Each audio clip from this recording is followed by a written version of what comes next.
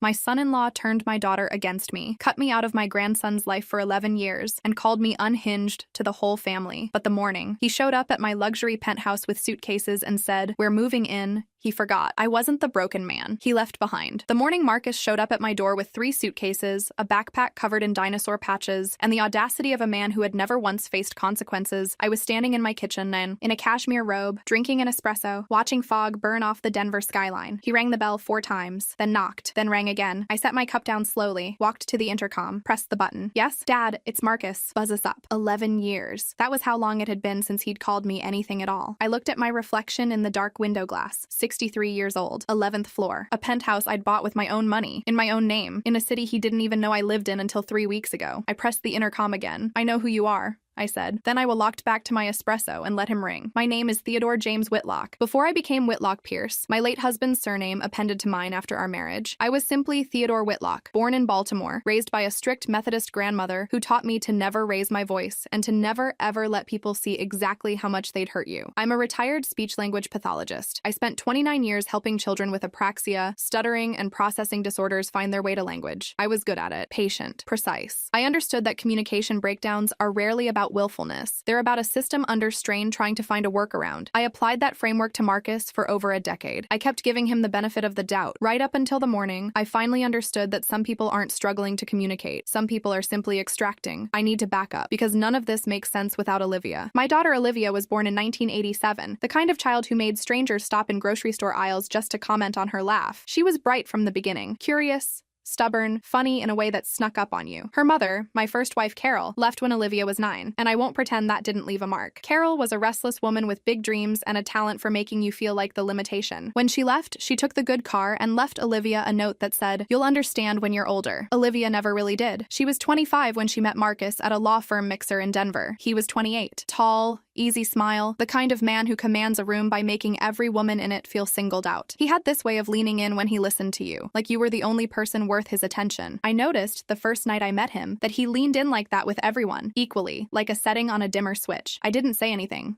I should have. They dated for 10 months and got engaged on Valentine's Day 2013. I was happy for Olivia. Cautious, but happy. My son-in-law-to-be was charming, ambitious, and clearly fond of my daughter in his way. I told myself the caution I felt was just the ordinary worry of any father watching his child commit to someone new. It wasn't. The first real sign came 4 months before the wedding. I had planned an engagement dinner for them both. Nothing elaborate, just a meal at my house, 14 guests, good food, Olivia's favorite flowers on the table. I'd spent the better part of 2 weekends getting it ready. The morning of the dinner, Marcus called and said they'd decided to do it at his college roommate Devin's place instead. "Different energy," he said. "More relaxed." I said of course. I understood. What I didn't understand until later, when Marcus's aunt pulled me aside at the wedding to ask how I'd handled all that drama, was that Marcus had told people I'd planned the dinner without consulting them, insisted on my own preferences, and refused to budge when they asked for changes. His aunt had heard I'd made a scene, had to be calmed down. None of that happened. Not one word of it. That was the first document I should have kept. I didn't. I was still operating on the assumption that misunderstandings were innocent. The second sign came at Christmas 2013. We ate at Marcus's parents' house, a large, warm, talkative family who I liked immediately, which in retrospect explains some of what came later. You don't need to manage a relationship you're confident in. Marcus's mother, Diane, had seated me beside her own father, and we'd talked for an hour about speech therapy and child development, and I'd felt, for the first time, genuinely welcomed. At the end of the night, Diane had squeezed my hand and said, "I'm so glad Marcus has you in his life." 2 weeks later, Olivia called me to say that Marcus felt the Christmas seating had been awkward for him, that I'd monopolized his grandfather, hadn't made enough of an effort with his siblings, and that he was feeling anxious about the family dynamics going into the marriage. I reviewed the evening in my memory like a man going back over footage. I could find nothing. I apologized anyway. I was 63 years younger in my emotional intelligence than I am now, which is to say I still believed that when someone tells you you've caused harm, the gracious response is to assume they're right. Olivia seemed relieved by my apology. Marcus sent me a text that said thank you for understanding. I felt briefly like we'd turned a corner. We had not turned a corner. We had entered a longer corridor. They married in October 2014. The wedding was beautiful. I wore a charcoal suit that Marcus had pre-approved, sat where I was told, made no toast that wasn't pre-scripted, and told myself that navigating a new son-in-law's expectations was simply the cost of watching my daughter be happy. For the first 2 years, things were tense but manageable. Marcus controlled the holiday schedule, the communication, the narrative, but I told myself this was normal young couple territory. I called Olivia on her cell, sent birthday cards, attended the events I was invited to. Then, in March 2016, my grandson was born, Theo. Named, Olivia told me, after me, which made me weep openly in the hospital waiting room. I was in that waiting room for 7 hours. Olivia came out exhausted and radiant, and grabbed both my hands and said, "Dad, he's perfect." I held him for 14 minutes. I counted. I still count. Because that was the last time I held him for 11 years. It started with logistics. I lived 45 minutes away, and Marcus found the drive inconvenient. So visits got scheduled, officially scheduled, with a calendar invite and a confirmation window. 3 weeks notice minimum. No drop-bys. I agreed to all of it. Then the visits started getting canceled. Not in advance. The morning of sometimes. Theo was teething. Theo had a fever. They had other plans that came up. I would drive to their neighborhood sometimes and just sit in my car outside a coffee shop because being close felt like something. I stopped doing that when I realized it was making me pathetic in a way I couldn't afford. In late 2016, something shifted. I could feel it in Olivia's voice, a new carefulness, like she was choosing each word before she said it. Our calls got shorter. She stopped bringing up Theo unprompted. When I asked questions, she answered them, but the answers felt rehearsed. In December 2016, I sent Theo a holiday card. He'd turned 9 months old. The card came back to my address, unopened. 5 days later, there was no note, just my own handwriting looking back at me. I sat at my kitchen table for a long time with that envelope in my hands. I told myself it was a postal error, because you do that. You find the version of events that lets you stay in relationship with your own child, even when the evidence says the relationship has already been changed without your consent. In February 2017, I got a call from my brother-in-law, Walter. His son had run into Marcus at a barbecue, and the conversation had turned to family. Marcus had told him, in the gentle but concerned tone he was very good at deploying, that he was worried about Theodore, that I had some unresolved emotional volatility, some issues with boundaries, and that they were trying to be careful about how much exposure Theo had until things stabilized. I had never in my life been diagnosed with anything. I'd spent 29 years in clinical settings. I did talk therapy in my 40s because I valued self-awareness, and I mentioned that to Marcus once, at a dinner where we were having an honest conversation about grief and resilience after Carol's death. He had filed it away like a weapon. I called Olivia. She told me that Marcus was just protective, that I had, in her words, sometimes had a hard time with change. She said they weren't cutting me out, they were just pausing to get their footing as new parents. I asked her when the footing would be found. She said she didn't know. That was March 2017. Theo was 13 months old. I didn't see him again until he was 12. What happens to a person when they are quietly, systematically excluded from the life of someone they love? I know the clinical answer. I spent 30 years watching it happen to children in reverse, children left out, talked over, managed away from full participation in their own families. What happens is, you accommodate, then you grieve, then you get very, very quiet. And then, if you're lucky, if you have the right combination of stubbornness and professional clarity, you get organized. I started keeping records in 2018, not obsessively. I wasn't in a revenge spiral. I was a man who understood documentation because I'd worked in a field where it protected vulnerable people. I kept a simple log, dates of canceled visits, texts I sent that went unanswered, holiday cards returned unopened, a voicemail Olivia left in April 2018 that said in a tight voice that Marcus had concerns about certain patterns, and they needed more space. I did not know what patterns she meant. When I asked, she said she couldn't go into detail right now. I wrote it all down. I also started writing letters, not to Olivia, not to Marcus, to Theo. I wrote them on good stationery, dated them, put them in sealed envelopes, and kept them in a box on my closet shelf. I wrote about what he'd been like as a newborn, how he'd gripped my finger so hard the nurse laughed, how Olivia had counted his toes twice because she couldn't believe they were real. I wrote about what I'd wanted to teach him, how to whistle, how to identify constellations, how to tell when a person means what they say and when they're performing. I wrote about who I was so that someday, if he wanted to know, he'd have a record that wasn't filtered through someone else's agenda. By 2021, I had 39 letters in that box. In 2019, I began to hear things through the broader family network. Cousins, Marcus's uncle Philip, old mutual friends who'd known us both since Olivia was small. The story had evolved. Now I was, depending on who was telling it, either emotionally unstable, controlling and manipulative, or simply a difficult man who couldn't accept that his daughter had a family of her own. The phrase, "he was unhinged toward Marcus," made its first appearance in 2019. Philip heard it from Marcus's mother at a Labor Day cookout. I was not at the cookout. I was not invited to cookouts anymore. What disturbed me most wasn't the words themselves. It was the consistency. Across different conversations in different social circles with different family members, the story was always the same talking points, the same framing, the same specific phrases. Emotional volatility, difficult, not safe. That kind of consistency doesn't happen by accident. That's a managed narrative. I knew what managed narratives looked like because I'd watched school districts use them to avoid liability, and I'd watched insurance companies use them to deny care. Someone had thought this through. Someone had decided what the story would be and had worked deliberately, to make sure everyone heard the same version. That was when I stopped giving Marcus the benefit of the doubt, not out of anger, out of professional clarity. What was being done to me was strategic, and it deserved a strategic response. That year, I hired an attorney, not to sue anyone, not yet, but because I'd spent 2 years watching a narrative build around me that bore no relationship to reality, and I understood, professionally, clinically, personally, that when a false story has momentum, you need a foundation to stand on when it arrives at your door. I contacted Rosalind Marsh Yamada, a family law attorney in Denver with 24 years of experience, specializing in grandparent rights and custodial disputes. She reviewed my documentation. She told me that Colorado recognized limited grandparent visitation rights under specific circumstances, but that without a significant change in family structure,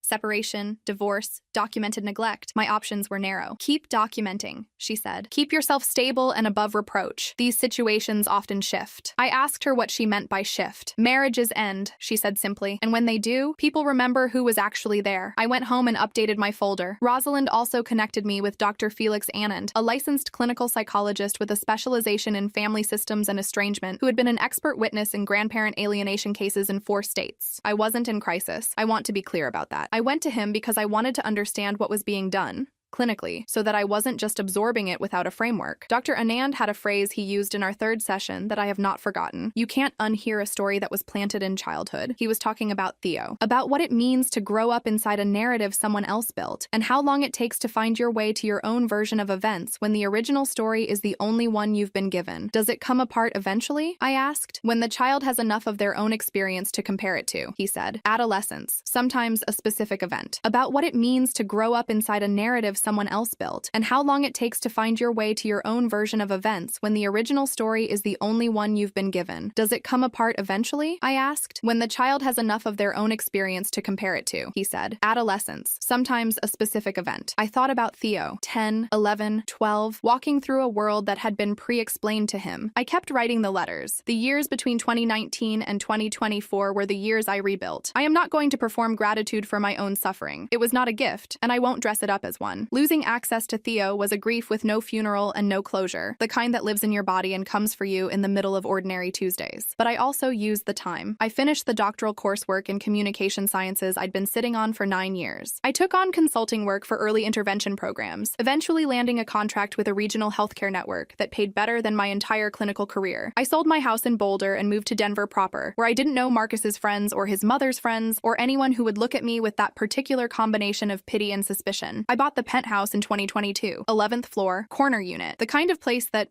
when my grandmother was alive, would have meant you'd made it. I stood on the balcony the first morning I owned it and thought about all the years I'd made myself smaller than I was, fitting into spaces that weren't designed for me. I was done being small. I kept a photo of Theo on my desk, his newborn photo, the only one I had. 14 minutes old, hat on his head, fist curled tight like he was already holding on to something. I updated my documentation folder and labeled it active. In April 2025, Walter called me. He called at 6:52 in the morning, which told me before he said anything that something had broken. Olivia filed, he said. I sat down. When? March. Marcus didn't tell anyone. Olivia called me last night. He's moved out. They're separating. I was quiet for a moment. 11 years. 11 years of a marriage held together by Marcus's control of every narrative. And it had ended quietly in March. And I was finding out from Walter on a Wednesday in April. How's Olivia? I asked. Not good, Walter said, but asking for you. I called Olivia that afternoon. She answered on the second ring and said, Dad, and the way she said it, cracked open at the center, told me that she already knew. Maybe not all of it. Maybe not the versions of me that had been circulating at cookouts and birthdays for a decade, but enough. We talked for almost 4 hours. She cried twice. I let her. I didn't say I told you so because that was never the point, and also because the woman crying on the other end of the phone was still the girl who'd grabbed both my hands in a hospital waiting room and said he's perfect. I gave her time. What she told me, in pieces, over the following weeks. Marcus had controlled everything. The finances, the social calendar, the story of their marriage. She'd been, in a word she used herself,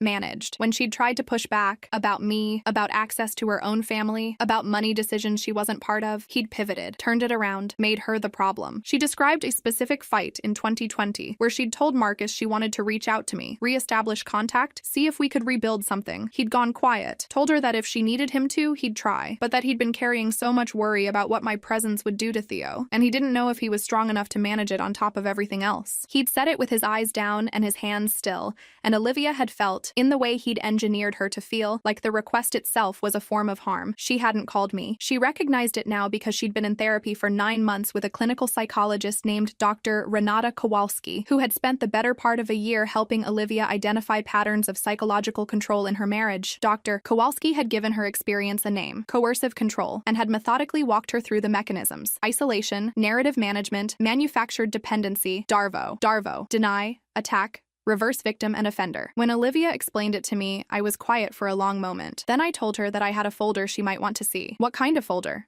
She said. The kind that proves you weren't crazy, I said. He told me about that, she said slowly. I stopped. What do you mean? He said years ago that if things ever went wrong, you'd probably have a file on him, that it was something you'd do, something controlling people do. I let that land. He had preemptively discredited the evidence before it existed. He had told my daughter, in advance, that if I ever produced documentation, that documentation was itself proof of my instability. The architecture of it was almost elegant. Almost. He was right that I'd have a file, I said. He was wrong about what it would say. He told me what was done to you, Olivia said quietly. What was said about you, to people, to Theo. I held the phone very still. What did he say to Theo? There was a long pause. That you had emotional issues, that you weren't stable, that he was protecting Theo from a difficult situation. Theo was 11. He had grown up believing his grandfather was dangerous. My hands were steady. That surprised me. Okay, I said.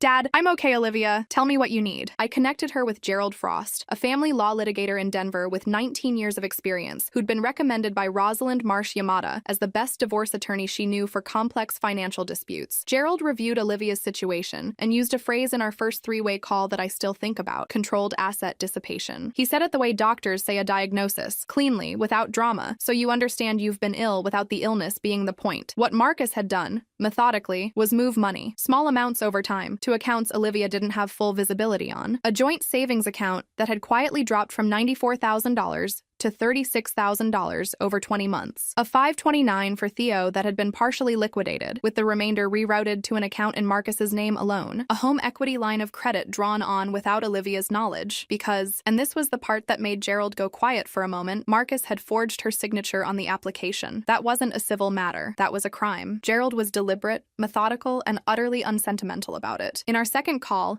he said something I wrote down verbatim. The people who are most effective at financial control are the ones who understand that small, consistent movements leave less evidence than large, sudden ones. What we're looking for isn't a single transaction. It's a pattern. Olivia had been in the marriage. She'd seen the individual pieces. She hadn't seen the pattern because you can't see a pattern when you're standing inside it. That's the whole design. The forensic accountant Gerald brought in was a man named Calvin Osei, CPA, CFE, certified fraud examiner, with 16 years in financial investigation and a calm, unhurried manner that I recognized immediately as the professional equivalent of armor. He spent 7 weeks pulling apart Olivia and Marcus's financial history. His report was 101 pages. I read all of it. I'm that kind of person. The unauthorized HELOC alone was $71,000. The savings account discrepancy, when fully reconstructed, totaled $58,000. There were credit cards in Olivia's name that she hadn't opened, with balances totaling $22,300. There were tax filings with income underreported on Marcus's side in ways that created liability on their joint returns. Calvin used the phrase pattern of financial control 16 times in the report. He wasn't being dramatic. It appeared 16 times because it was true 16 times. Gerald submitted the findings to the Denver County District Attorney's Office in September 2025. A detective named Patricia Nwosu, 14 years in financial crimes, was assigned. Marcus was served with a notice of investigation in October. I know this because Olivia called me immediately after it happened. He's scared, she said. I was on my balcony watching the city. He should be, I said. Theo met me for the first time, really met me consciously with his own memory intact, on a Sunday afternoon in November 2025. Olivia brought him to Denver. He was 12 years old, lanky, which surprised me, watchful in the way Olivia had always been watchful, taking the temperature of a room before he committed to it. He looked at my apartment with wide eyes. You live here? He said. I do, I said. My dad said you lived in, like, a regular house. I did, I said. Things changed. He wandered around, touching things lightly. The bookshelves, the telescope I keep on the balcony, the framed needlepoint above the kitchen table that my own grandmother made. He stopped in front of the photo on my desk. Is that me? He said. 14 minutes old. He picked it up carefully, looked at it for a long time. My dad said you were... He stopped, put the photo down, started again. He said a lot of things. I know, I said. Were any of them true? I looked at my grandson. 11 years of his life that I hadn't been in. 11 years of a story he'd been handed without his consent. No, I said. None of them were true. true, and I can prove it if you ever want to know. He nodded slowly. Then he sat down at my kitchen table and asked if I had anything to eat, and I made him a grilled cheese, and we talked for 4 hours about school and his friends,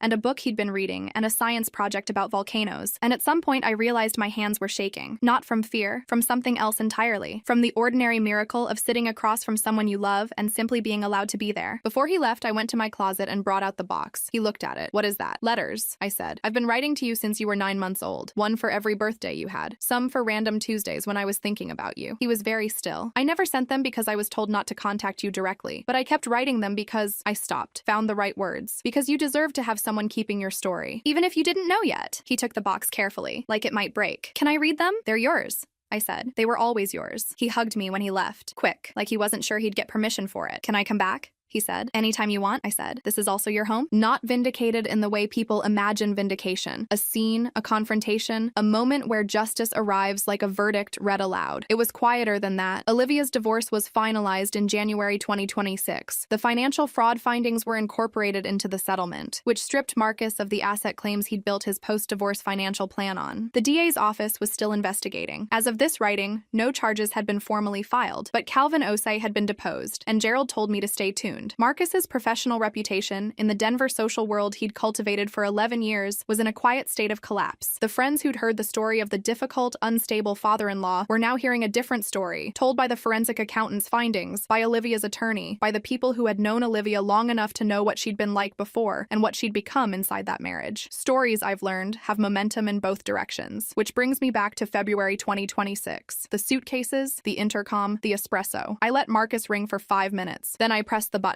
What do you need, Marcus? Can you just— His voice had something in it I had never heard before. Something that took me a moment to identify because it was so foreign coming from him. Can you just buzz us up? Please, it's freezing. Us. He had Theo with him. I buzzed them up. Theo came in first. Looked at me with something between relief and apology. He'd called me 4 days before from a friend's phone to say things at home were hard. I'd told him he always had a place here. I hadn't known he'd take me up on it quite this literally. Marcus came in behind him, dragging a rolling suitcase, and he looked not what I expected. Not polished, not controlled. He looked like a man who had been driving on a tire he knew was flat because he had nowhere to stop. He looked around my apartment, slowly, taking in the art, the view, the life I had built in 11 years, while he had been busy burning the version of me he'd invented. You did well for yourself, he said. It came out strange, almost honest. Yes, I said. I did. He set the suitcase handle down, squared his shoulders, and there it was. The lean, the composed voice, the Marcus I recognized. We need a place to stay, just for a little while, until I get things sorted. Theo needs stability, and your family, and I know things have been— He paused. Complicated, but you're his grandfather, and I know you love him, so I thought— You thought I'd say yes, I said. I thought you might. I looked at him for a moment. Really looked. Then I walked to my desk, opened the bottom drawer, pulled out a folder. Not the same one I'd been building for years, but a copy. Clean, organized, tabbed by date and category. I set it on the kitchen island. He paused. Complicated, but you're his grandfather, and I know you love him, so I thought— You thought I'd say yes, I said. I thought you might. I looked at him for a moment. Really looked. Then I walked to my desk, opened the bottom drawer, pulled out a folder. Not the same one I'd been building for years, but a copy. Clean, organized, tabbed by date and category. I set it on the kitchen island. Theo,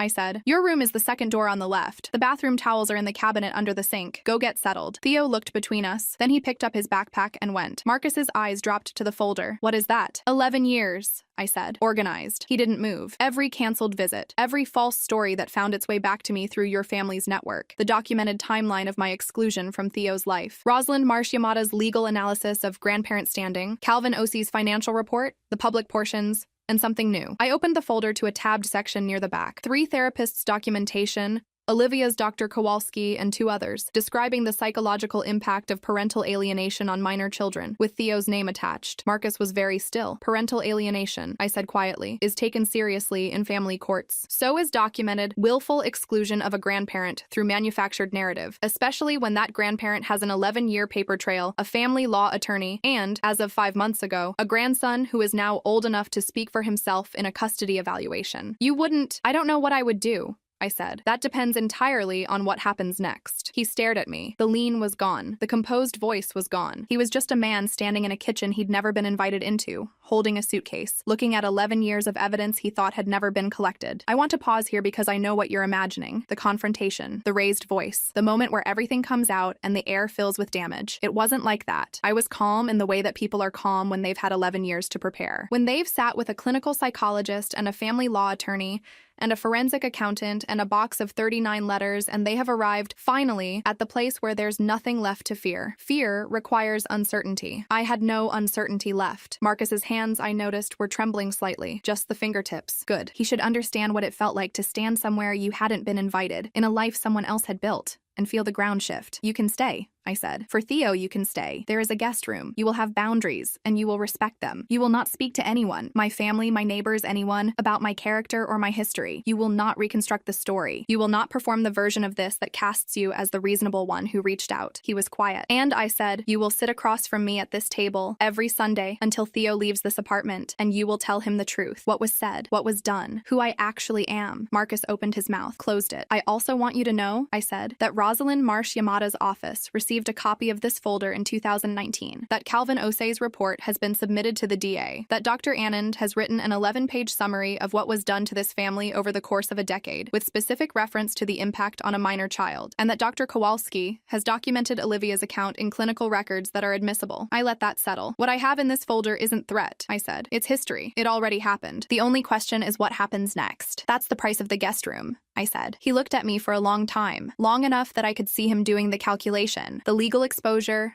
the financial situation, the son in the other room who was already rebuilding something with me that didn't include Marcus's version of events. Okay, he said finally, barely audible. Okay, I said. I picked up my espresso, which was cold now. There are fresh towels in your bathroom too, I said. The coffee maker runs at 6. Help yourself. I walked to the balcony and slid the door open and stood in the morning air, 11 floors up, and looked at the city spread out below me in all directions. Somewhere behind me, I could hear Theo moving around in the second room, opening drawers, getting settled. I wasn't the broken man Marcus had left behind. I never was. He just finally had to stand in my house to find that out. If you made it this far, you already know which one of us had the longer game.